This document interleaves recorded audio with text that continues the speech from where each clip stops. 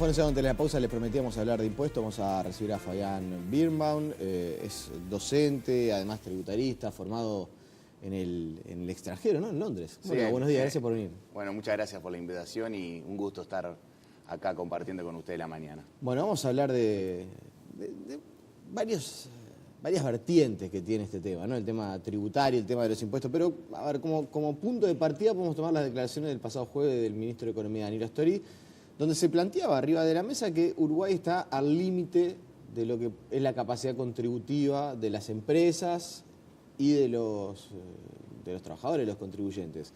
¿Comparte esa afirmación? Sí, a ver, creo que en términos generales podríamos decir que Uruguay tiene una presión fiscal relativamente alta, ¿sí? Si uno mira los números por sí solos, aproximadamente el 30% del PBI es presión fiscal, de acuerdo a la última estimación de la OCDE. Si uno pone ese guarismo dentro de un contexto latinoamericano, Uruguay, que a tanto nos gusta estar en los rankings, Uruguay está 6 de 22, o sea, tiene una presión fiscal muy alta. Y es importante a la hora de pensar en poner más o menos impuestos, situarnos en un contexto internacional. Esto es decir, si el mundo va hacia una rebaja de impuestos en pos de atraer inversión, como la reciente reforma tributaria anunciada por Trump, Uruguay no tiene la liberalidad para poder subir los impuestos. En caso de que lo haga, las inversiones van a fluir hacia las jurisdicciones o hacia los países que ofrezcan mejores retornos, y la tasa de impuestos afecta directamente en la tasa de retorno. Entonces, creo que no solo por el contexto que Uruguay ya tiene una presión alta, sino porque además los países, tanto Estados Unidos como Argentina, han tomado medidas en pos de fomentar la inversión en esos países y han rebajado en cierta medida sus tasas tributarias. Entonces, cada vez más es más complicado subir las tarifas o los tributos, mejor dicho, para poder recaudar más. Entonces, cada vez hay que ser más eficiente. Creo que el contexto internacional le pide a los gobiernos, tanto el uruguayo como a los distintos gobiernos, tener una eficiencia máxima sobre los recursos obtenidos a través del ingreso tributario. Claro, pero alguien, por ejemplo, del otro lado diría, bueno, no sé, hay algunos sectores del Frente Amplio, no es una propuesta ya acabada, pero hay quienes, por ejemplo, hablan de un impuesto a la herencia, ¿no? Ese impuesto que está en la mente de algunos integrantes del partido de gobierno, ¿podría afectar el empleo, por ejemplo, como dijo el ministro de Economía? Bueno, es difícil preverlo ahora porque no están claro en cuáles van a ser las tasas. En Estados Unidos existe el impuesto a las herencias, por ejemplo, y las tasas y los mínimos para que ocurran estos impuestos son bastante altos. Entonces, habría que ver cómo están diagramados. De cualquier manera, es importante recalcar que Uruguay tiene el impuesto al patrimonio. O sea que el patrimonio que tiene una persona paga impuestos. Si ese patrimonio pasa de una persona a otra, ¿sí?, no hubo una causa económica que amerite la grabación, porque ese patrimonio ya viene estando grabado. Ahora, la transferencia de un titular a otro no genera per se un hecho económico existiendo el impuesto al patrimonio, porque ese bien ya hubiera estado grabado por impuestos. Claro. Estoy muy tentado de volcar la conversación a la comparación, no solamente de esa presión fiscal de la que usted hablaba con la región, sino también con otras partes del mundo, porque esta también es una discusión que muchas veces se habla, ¿no?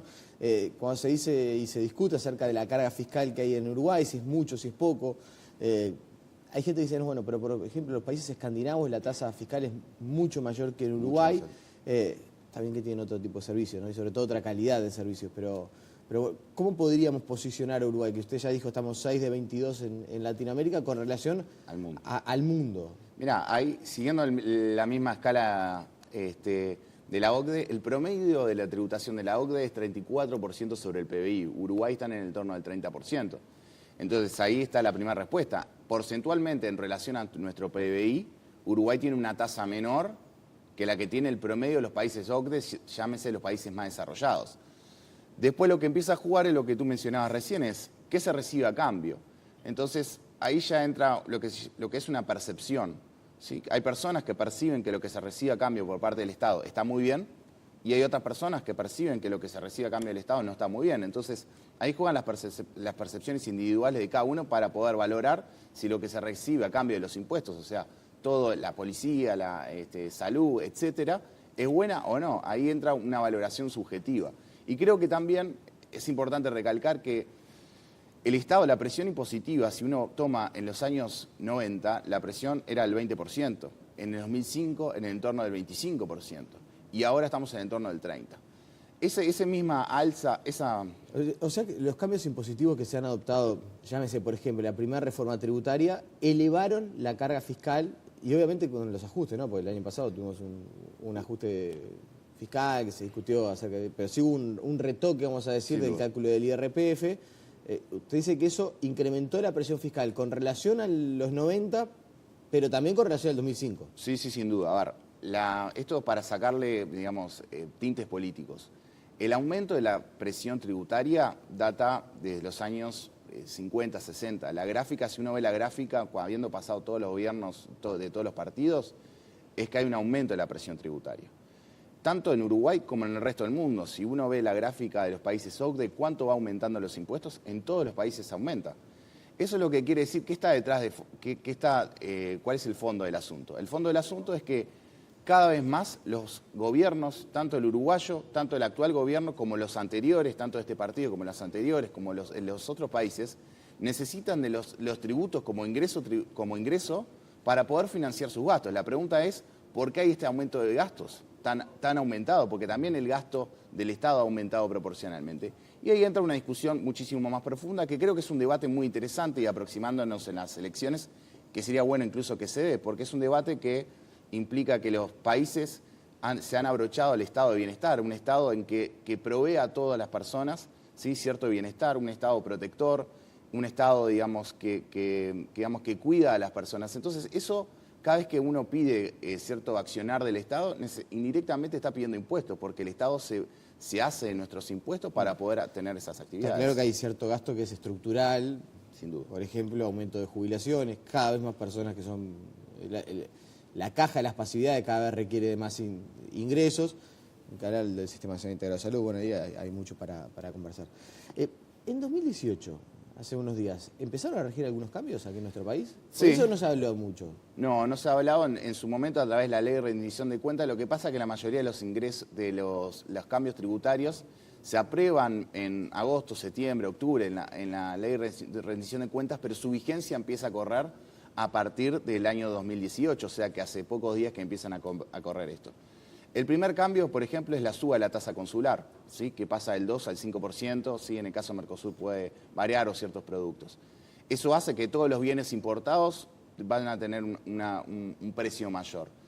Los otros cambios también es que se van a estar grabados el impuesto a los juegos de azar y también los cambios a la economía digital, los llamados el impuesto a Netflix, a Spotify, etcétera, que eso también era un cambio que tanto Uruguay como el resto de los países se vio obligado a hacer porque las legislaciones tributarias de todos los países redactaron sus impuestos en base a un comercio físico, sobre bienes físicos y sobre capital físico.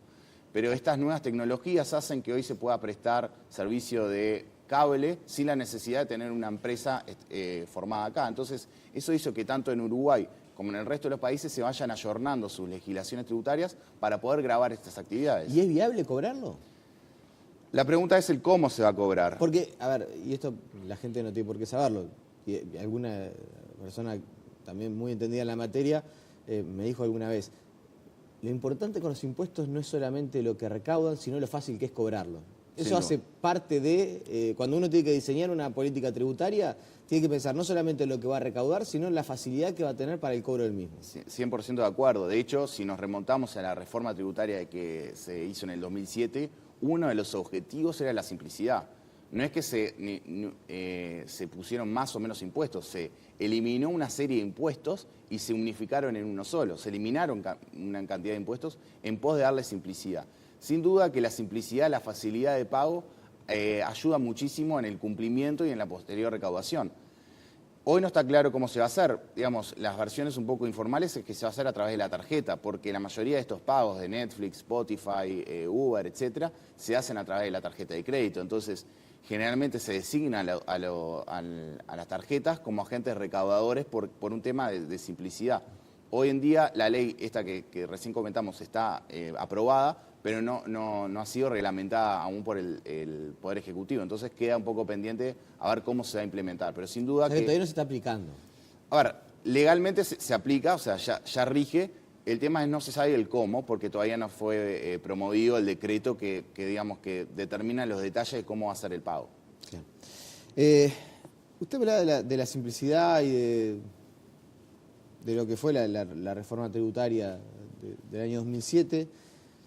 Y también conversando con alguien que entiende bastante la materia, me decía, lo que pasa es que desde el 2007 hasta acá le hemos metido tanto parche, tanto remiendo, hemos ido corrigiendo una cosa, retocando acá, retocando allá, que ya aquella simplicidad que se perseguía en 2007 se perdió. Sí. ¿Coincide con esa visión? Sí, coincido. Hubieron... a ver, es cierto que se han ido modificando, pero es inevitable la modificación. De hecho, en el 2007 se planteó toda una reforma pensando en una situación, pero en el 2008 hubo una crisis económica mundial enorme y a partir de ahí vino las presiones de la OCDE por, digamos, corregir ciertas, ayornarse a los estándares internacionales y necesariamente Uruguay, en buena medida, corrigió su normativa en pos de ayornarse a eso. O sea, es inevitable el cambio. Creo que es bueno en el largo plazo mantener una estabilidad tributaria en pos de darle seguridad al inversor y al contribuyente. Pero el cambio es inevitable. El punto es intentar modificar lo menos posible o tener acotado el margen de cambio. ¿No se afilia usted a que sea necesario, por ejemplo, una segunda reforma para justamente corregir todas estas cosas que se han ido retocando y quizás han complicado? No, yo creo que hoy una reforma para simplificar no es bueno. Creo que hoy lo que se necesita es una estabilidad tributaria. No tocar más nada. No toquen más nada, por favor. No toquen más nada, exacto. Bien. Hablando del tema de la OCDE, de la lista gris y... A ver, no vamos a meter en un tema que estuvo bastante sobre la mesa en la última semana. ¿Cuánto afecta a la imagen del país? Yo no digo que el caso puntual del sindicalista argentino sea un caso que se ha tomado en cuenta por los inversores. Pero ahora, lo que queda claro es que alguien lograba ingresar dinero, tenía $500,000 en efectivo en una casa, en un chalet ahí en Playa Verde, tenía $7 millones en otros Coferford. Y uno ahí, la pregunta que se hace es, y nadie detectó nada. Entonces, cuando tantas veces hablamos del tema de la OCDE, de los controles, de lo que ha mejorado Uruguay en los controles cruzados, a usted, como persona que entiende en la materia, ¿no le sorprende que haya aparecido esta cantidad de dinero y que de alguna manera nadie la haya percibido? A ver, sin duda que un control ha fallado en este caso específico, que no conozco al pormenor más que por la prensa. Y de cualquier manera, las fallas ocurren en cualquier sistema y en cualquier país y no va a ser ni la primera ni la última vez que pase en Uruguay ni en el resto del mundo. Siempre hay, digamos, este tipo de problemas. Pero coincido que a nivel macro, digamos, las excepciones o los problemas son inevitables.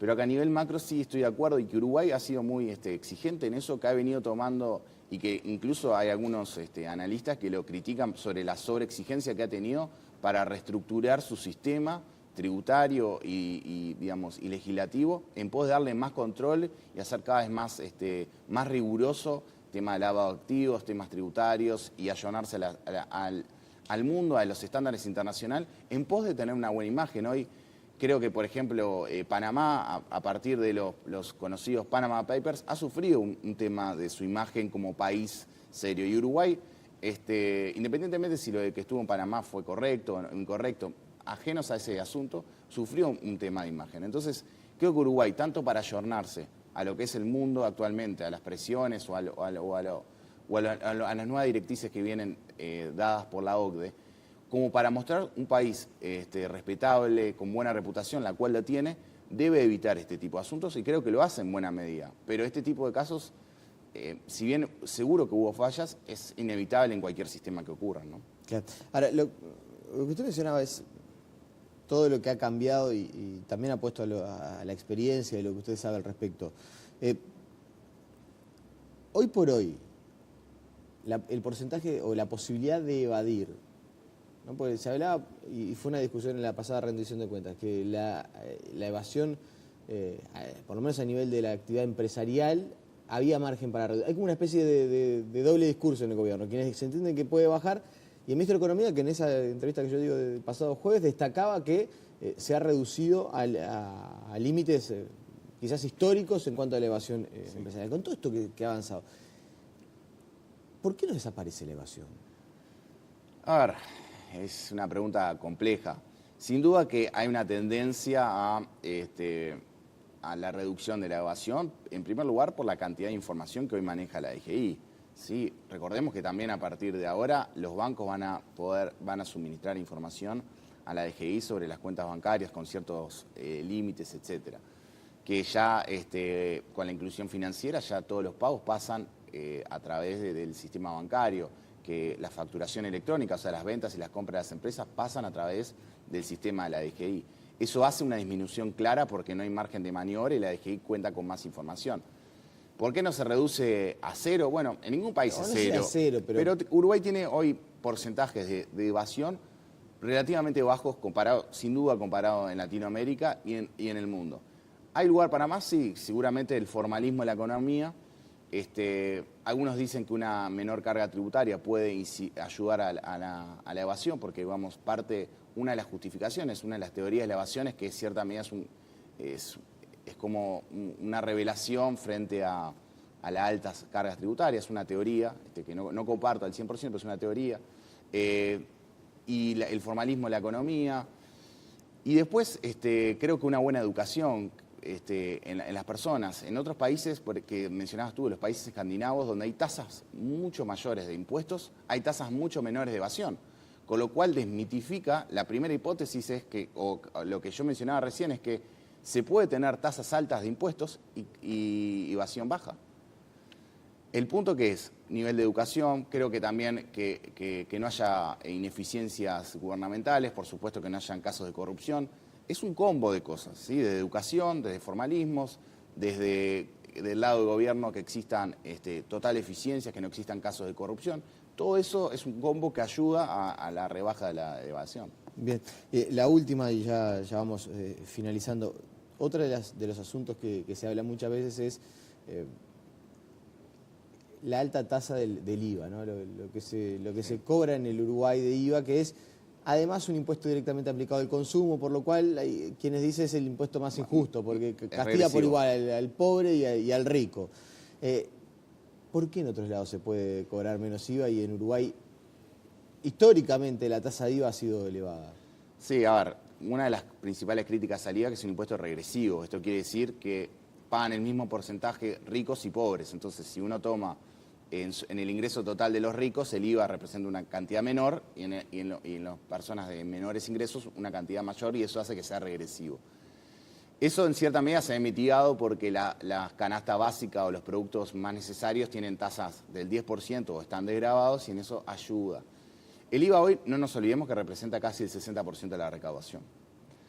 Entonces, y ahí está el problema. Y ahí está el problema, ¿sí? Es muy difícil para Uruguay, si bien digamos, ha venido reduciéndose, pasó del 23 al 22, es muy difícil para Uruguay, para un país con las características económicas de este país, poder reducir el IVA. ¿Por qué? Porque en primer lugar representa el 60% de la recaudación. Entonces, si uno reduce un punto, la pregunta es, ¿qué se va a hacer si la reducción de ese punto hace que la actividad económica suba lo suficiente como para seguir recaudando lo mismo o más? Pregunta número uno, que esa es un poco la lógica de Trump, que dice yo voy a bajar las cargas fiscales, pero va a aumentar tanto la actividad económica que aún bajando las tasas fiscales voy a recaudar igual o más.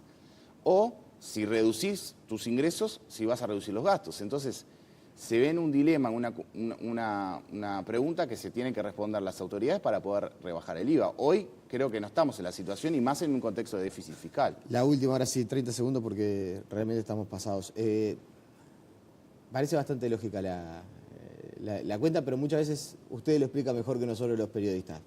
¿Por qué si aumenta la BPC, es decir, la base mínima por la cual se calcula para el pago del IRPF, más gente ahora se ve alcanzada y va a tener que, por ejemplo, empezar a pagar el impuesto a la renta de las personas físicas? Sí, un poco la discusión que hubo es que, o los titulares decían que cada vez más personas iban a pagar o iban a estar sujetas al IRPF. A ver, el IRPF se paga por escalas, esto es de 0 a 100 pagan X, de 100 a 200 pagan otro tanto. ¿Qué pasó? Esas escalas que mencionabas se ajustan por la BPC, que se ajusta por la inflación. Los sueldos... Es decir, aumenta por la inflación. Aumenta por la inflación. Los sueldos subieron por arriba de la inflación. Eso quiere decir que si tus impuestos se calculan según la inflación, según una base menor a la de tus sueldos, va a implicar que cada vez tengas que pagar más impuestos. El problema es, hay dos visiones contra esto, que las dos son ciertas. Cada vez van a haber más contribuyentes de IRPF o van a haber gente que pague IRPF, pero lo que está por detrás de eso es que los sueldos subieron por arriba de la inflación.